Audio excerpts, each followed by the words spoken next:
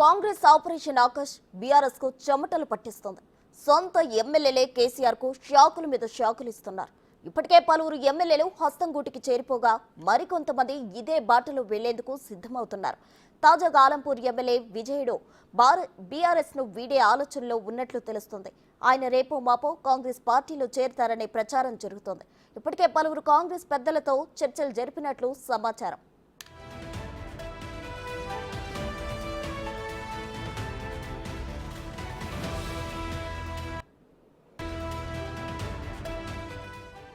అదే కనుక జరిగితే ఉమ్మడి మహబూబ్ నగర్ జిల్లాలో బీఆర్ఎస్ పార్టీకి మరో షాక్ అనే చెప్పుకోవచ్చు. ఇప్పటికే అదే జిల్లాకు చెందిన గద్వాల ఎమ్మెల్యే కృష్ణమోహన్ రెడ్డి సీఎం రేవంత్ రెడ్డి సమక్షంలో కాంగ్రెస్ లో చేరిపోయారు. ఇప్పుడు ఆలంపూర్ ఎమ్మెల్యే విజయుడు కూడా కాంగ్రెస్ నేతలతో చర్చలు జరిపినట్లు సమాచారం. అంతా ఓకే అనుకుంటే 2 రోజుల్లో కాంగ్రెస్ కండువా కప్పుకోనున్నారు ఎమ్మెల్యే విజయుడు.